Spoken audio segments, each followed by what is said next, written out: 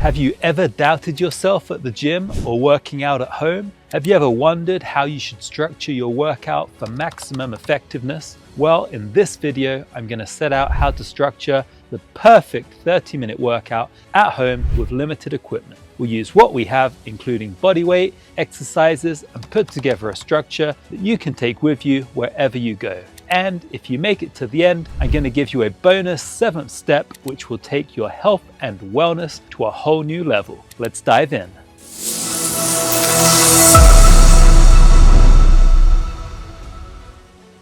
I'm Marc Blunden, founder of Peak Life Fitness, former kickboxing champion and ultramarathon runner. These days, I'm a certified personal trainer, life coach, and health proponent. At Peak Life Fitness, we focus on 4 key pillars to living a long, strong, healthy life: fitness and strength, health, nutrition, and mindset.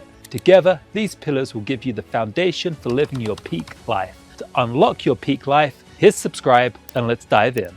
At home, you're going to be somewhat limited in terms of equipment and maybe space, but there's no reason why you can't get amazing results from your home workouts. The structure of any workout is really the same, whether it's a 10-minute high-intensity session or a 1-hour full-body workout. In an ideal world, we might want to break it down as follows. Number 1, joint mobilization. Number 2, aerobic warm-up. Number 3, light stretching. Number 4, main workout routine. Number 5, cool down. And number 6, stretch out. All these steps can take time, especially when 30 minutes is your goal. Proper preparation of the body is essential for injury prevention, effective exercising, and fast recovery. You can think of this as a modular system. Steps 1 to 3 are your regular warm-up activities, just under 10 minutes. Step 4 is your main workout routine. This could be anything from a full body session to a targeted chest workout. Steps 5 and 6 are your regular cool down activities,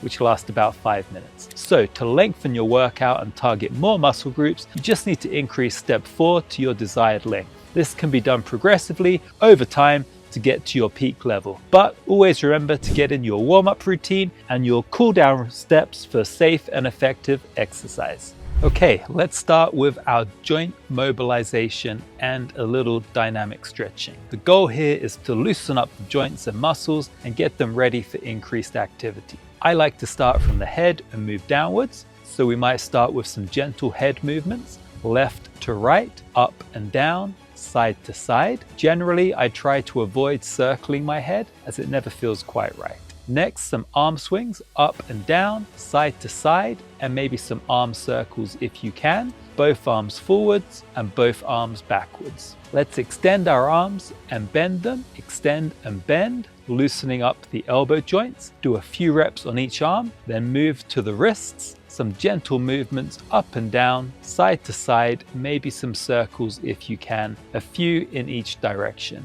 Next, let's rotate our hips, nice and gentle, clockwise for a few circles, then counterclockwise. Next, we can swing our legs back and forth a few times, holding on if necessary for balance to loosen them up. Switch sides, then our knees, hold on to something for balance again and swing gently backwards and forwards, a few reps each side. Finally, your ankles, let's keep the same position, holding on for support and gently move the ankle up and down, side to side, and circles if you can. Switch sides and then you're done. Joint mobilization complete.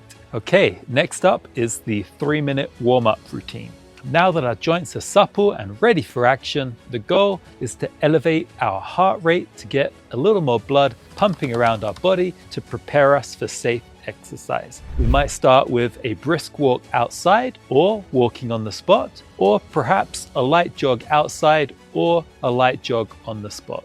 As we're walking or jogging, we can gently swing our arms up and down, side to side, nice and gently to keep our joints mobile and help with the warm-up. Of course, don't swing too wildly or you'll lose your balance. 3 minutes of a light heart rate elevating warm-up and we're ready to move on to some light stretching. It's worth noting though that this warm-up should be a light intensity steady state format. Keep it conversational. If you can't hold a conversation during the warm-up with a partner or your dog, you're probably going too hard. So ease up, catch your breath and complete the 3 minutes. Okay, now we have the 3-minute light static stretching.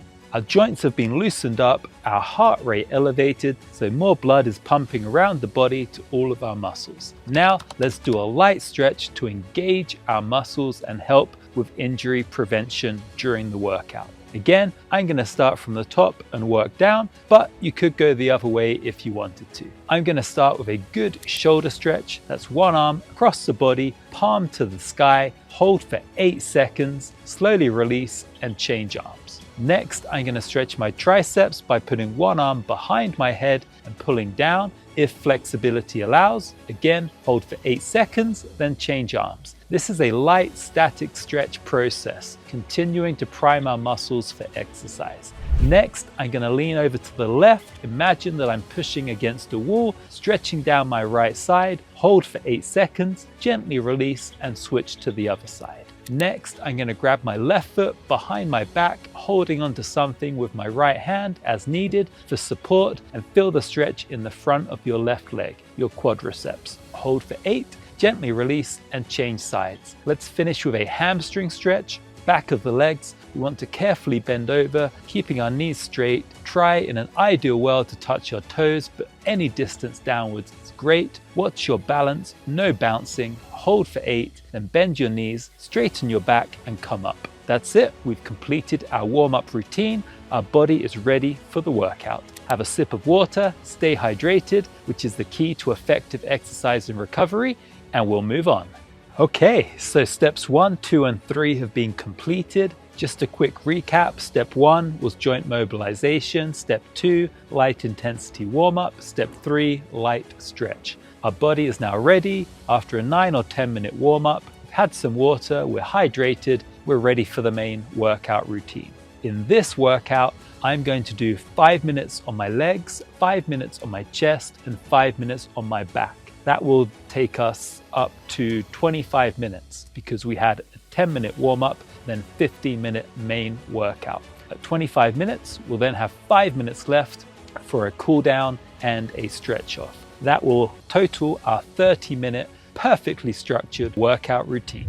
Now, for some of us, that 10-minute warm-up routine was a workout in itself, and that's great. There's nothing wrong with stopping here. You can repeat the first 9 or 10 minutes for several days or weeks in a row until you feel ready to move on to some exercises. For other, more advanced individuals, you're primed and you're ready for the main event. When structuring the perfect 30-minute workout, I wanted to make sure we get a solid warm-up routine locked in that leaves about 15 minutes for the main routine and then 5 minutes for the cool down. So for this routine, I'm going to break it down into 3 5-minute supersets, one focusing on the legs, one focusing on the chest, and one focusing on the back. These big muscle groups deserve some attention. So let's start with the legs. I'm going to do some squats and some lunges, 2 fundamental movements. These can be body weight only, they can be assisted, they can be weighted, whatever you like. Tailor it to your level and let's complete 10 reps of each exercise here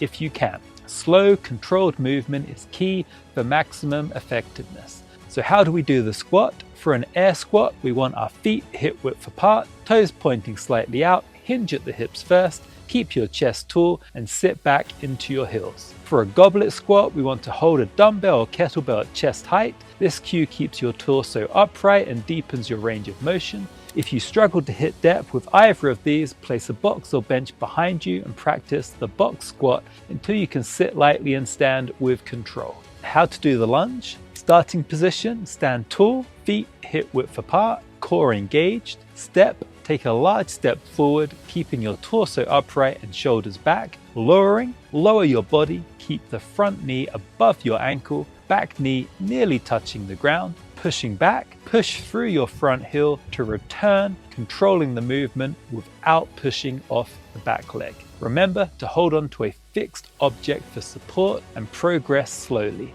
Let's do 5 on each side, so a total of 10 lunges. Once you've done 10 squats and 10 lunges, start over, this time with 8 reps of each. We're going to go until our 5 minutes is up if you want to stick to the 30-minute routine. Otherwise, if you're feeling strong, time is on your side, you can just keep going. If you have time after 8 reps of each, go to 6 and so on. Keep hydrated and I'll see you next for a 5-minute chest burnout.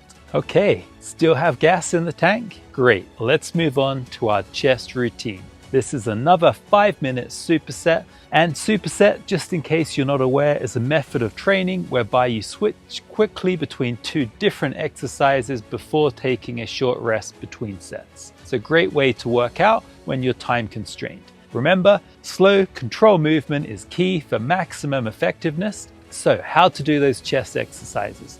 Incline push-up, hands on a sturdy surface at chest height. Keep your body in a straight line, keep your core tight, elbows at about 45 degrees. A full push-up, hands under shoulders, lower your chest until your elbows reach 90 degrees, then push back up. Dumbbell or kettlebell bench press, lie back on a bench or directly on a mat on the floor. Press dumbbells or kettlebells from chest level to full arm extension, controlling the weight on the way down. More advanced is to do one arm at a time, as it requires you to stabilize one side of the body, and it's also handy if you only have one weight. Focus on squeezing your shoulder blades together at the top of the movement to engage your upper back and to protect your shoulders. Let's do 10 reps of your choice of push-up, followed by 10 reps of your choice of weighted press, then rest. If you have time and gas left in the tank, move on to 8 reps of each, then 6, and so on. We're aiming for a 5-minute series focusing on the chest muscles, and by focusing on this push movement, we're also engaging our core and our tricep muscles. This is a win-win-win. Let's hydrate and move on to the last 5-minute exercises, which are going to target the big back muscles. Okay, let's target our back muscles for the last 5 minutes of our workout routine. We're going to target those big back muscles and some shoulders as well. You guessed it, it's another superset. My exercise of choice for the back is the single arm bent over row. So let's grab a dumbbell or kettlebell, hinge at the hips, keep your back flat, kneel on a bench or lean up against a rack or sturdy table or chair. Pull the weight in towards your lower ribs and back out. Repeat for 5 reps on each side. The beauty of this pulling motion is it also works the core and our biceps, so more bang for your buck. Then we'll move on to shoulders. Focusing on mobility, I choose shoulder circles. Let's put our arms out to the side, straight, and do 5 reps forward, small circles, and 5 reps backwards. This is harder than it might appear. Quick sip of water and let's go again. This time 4 rows each side and 4 circles in each direction. If time and energy permits, let's do the 3s and the 2s and wrap up this final 5 minutes. The focus in the cool down is to gradually bring your body back to its resting state. We're starting here with a 2-minute light intensity activity such as walking on the spot or walking your pup or even a gentle jog. Let's focus on getting the heart rate down and back to our resting state. Next up, we have a final stretch. So the final 3 minutes of our 30-minute perfectly structured workout is a deep stretch. This stretch is more progressive in nature and targets muscles that we've been working throughout the routine, rather than a full body stretch like we did during the warm-up. We want to hold these stretches for about 15 seconds, and just as before, these are static stretches, so no bouncing. Let's start with the hamstring and quad stretches that we did at the beginning of the workout because we worked those muscles during our routine. You should feel you can stretch further than you could at the beginning, so let's hold for 15 seconds on each leg for the quads and then 15 seconds on the hamstrings. Remember to bend your knees and straighten your back before coming up once you're finished. To stretch your chest, let's cup our hands and secure in place with our thumbs behind our back and gently lift our arms. I don't like to interlock fingers ever because of the stress it puts on the finger joints. You should feel the stretch across the lower chest, hold for 15 seconds. Another variation is the doorway stretch, which is one arm leaning against or into the door frame, stretching about 90 degrees, the forearm pressing up against the door frame. Feel the stretch across your chest, 15 seconds each arm. Finally, to stretch our back, let's cup the hands and push them out away from the body and feel the stretch across your back. Again, no interlocking of the fingers. Let's hold for 15 seconds and then rest. Okay, here's the bonus. That's right, I promised you a bonus and here it is. Deep breathing. Deep breathing exercises are so powerful. I love to do them as a sort of meditation anytime throughout the day, but especially at the end of a workout. Now we are creeping over our 30-minute perfectly structured workout, but this is so worth it. Here we go. First, find a comfortable position, sitting or standing in a relaxed position, keeping your back straight, shoulders relaxed, and hands resting comfortably. Next, inhale slowly. Breathe in deeply through your nose, allowing your belly, not just your chest, to expand. Count to 4 as you inhale. Next, hold your breath. Pause for a moment at the top of the inhale, holding your breath for 2 to 4 seconds. Next, exhale slowly. Exhale gently through your mouth, making a soft whooshing sound. Count to 6 or 8 as you exhale. Then repeat this slow, controlled breathing for 5 to 10 rounds, focusing on your breath and allowing your body to relax more and more with each exhale. Deep breathing promotes relaxation and helps lower stress by encouraging deep diaphragmatic breathing. We're now back at a resting state following our workout. Congratulations, what an awesome workout.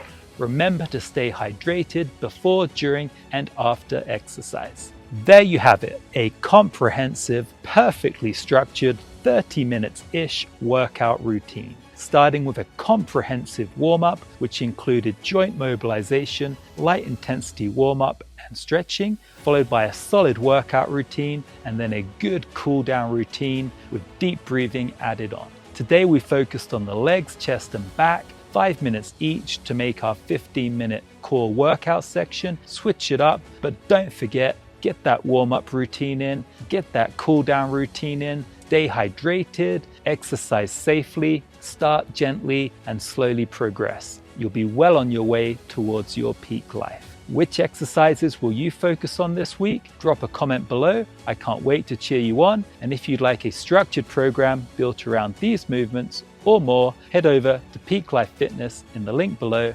Thanks for watching, and here's to building your peak life body.